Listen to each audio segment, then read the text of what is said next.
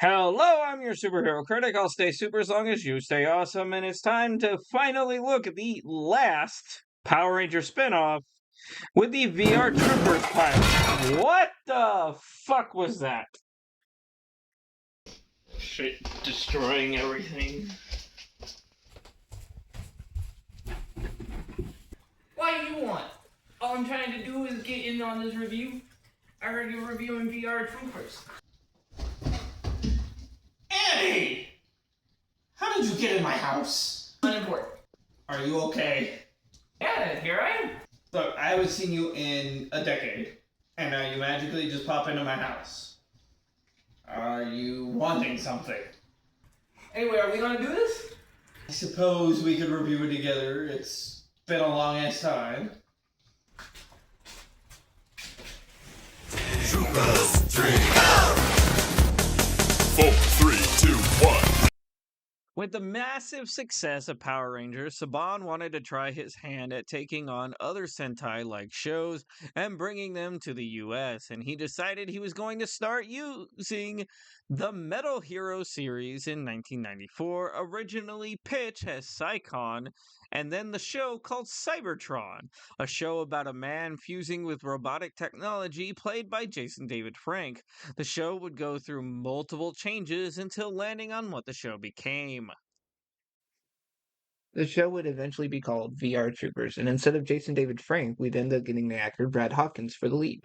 Because of Jason's popularity with the Power Rangers, Saban felt that fans would turn on the franchise if they used Hawkins for the new White Ranger. So instead, they brought back Tommy. So the two actors had to swap roles. The show also has garnered Baldwin as Grime Lord and Sarah Joy Brown from General Hospital and The Bold and the Beautiful as a single female character, Caitlin. The show would take footage from 3 separate Metal Hero shows called Metal Earth, Spielbahn, and Scheider, and aired from 1994 to 1996. Before we begin, let's take a second to talk about the theme song. It is one of the most catchy songs you will ever listen to and will easily get stuck in your head.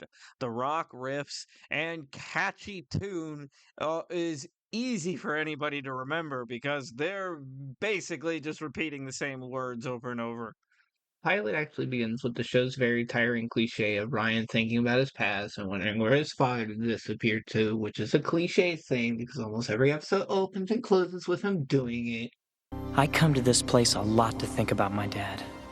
It's almost as cliche as Batman losing his parents in every iteration. I mean, you can't be a good hero without being an orphan.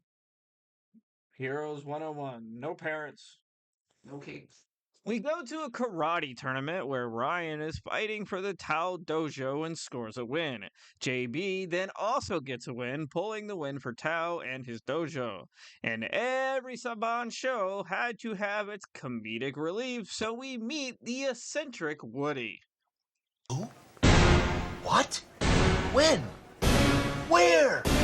Why? Caitlin! Woody is what you get if you combine Beakman and Popeye. Toot toot. What the fuck? We meet our solo woman for the show named Caitlin, who is given the job of heading down to cover a protest and destruction of a building by Zictor. The show's double villain, as he wants to be a Lex Luthor type tycoon destroying buildings just to build more power plants. We then see him going into a villain monologue talking to himself and his pet. They'll all become mine. Mine to control. No one can stop me now. Villain monologuing 101. Never ever say no one can stop you. Villain monologue 102. Don't monologue for too long or the hero will beat you. 103. Stop monologuing! Back at the dojo, JB is trying to organize Tal's files while Caitlin is bribing the dog Jeb with a burger. However, the computer gets hijacked and the talking body, who calls himself Professor Horatio Hart, says he's looking for Ryan and needs him to come to his secret hidden laboratory with a message from his father. Meanwhile, our villain is pissed that the doctor has reached out to Ryan. Just empower me! Take me back to my virtual reality!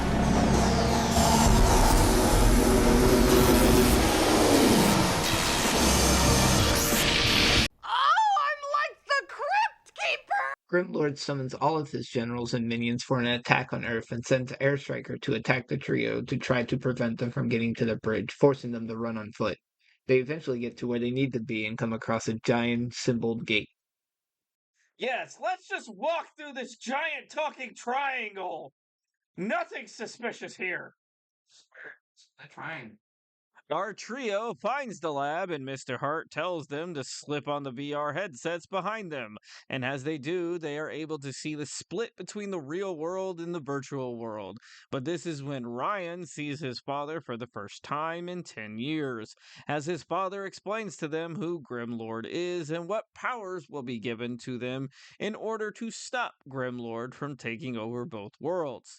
Dr. Hart then gives them their transformation virtualizers. Grimlord attacks, and they, of course, have no idea what to do, but Hart tells them their powers will help them along, and we get the first transformation sequence. Trooper transform! We are VR!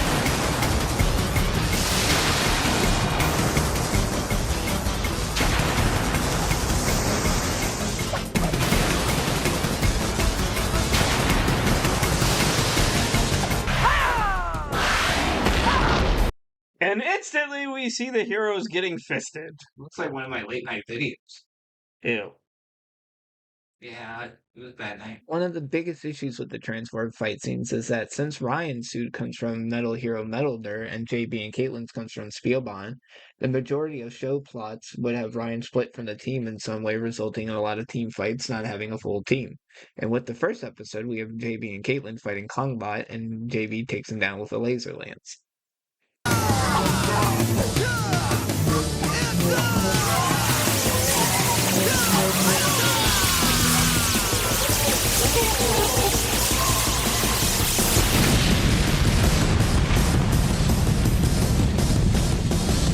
Meanwhile, Ryan takes on the Decimator by himself, but he gets damaged very badly and knocked out, ending part 1, with JB and Caitlin desperately searching for him.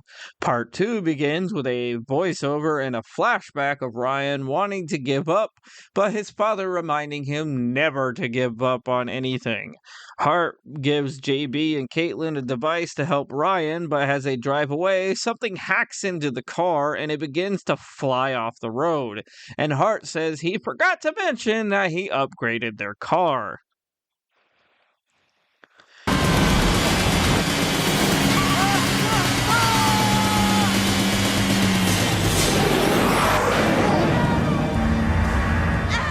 Great, you went and literally scared the piss out of the dog.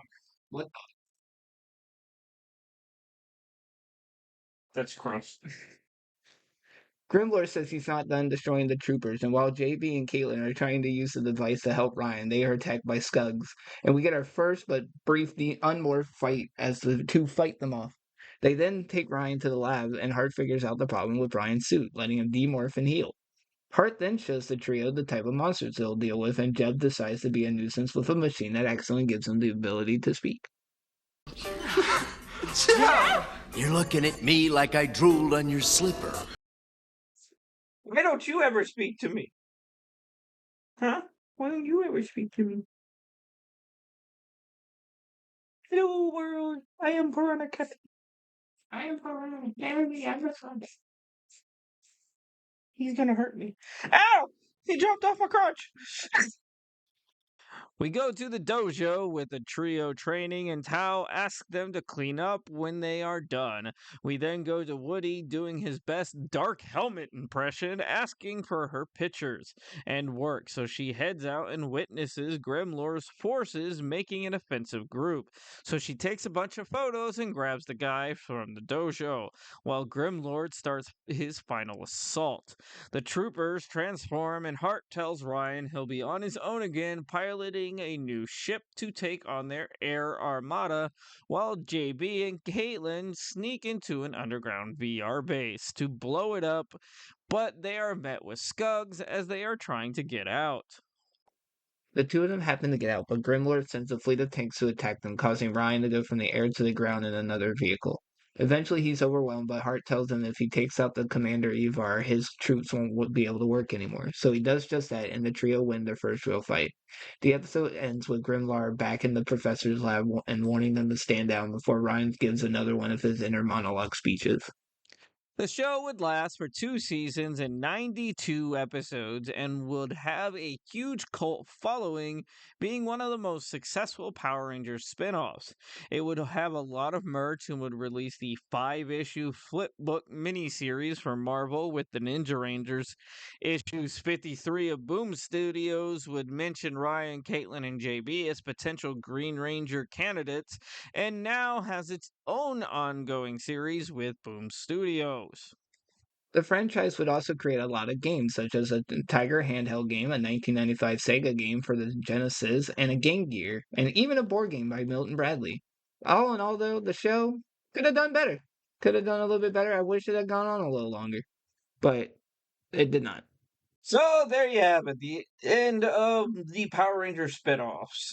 VR Trooper, honestly, growing up, it wasn't my favorite. I was always a fan of Beetleborgs more, but I did watch it a lot growing up, and it still holds up to this day, but it is a slog to get through, I guess you could call that. Probably should have stuck to one source material. Yeah, that being said, I'm your superhero critic, and I'll stay super as long as you stay awesome.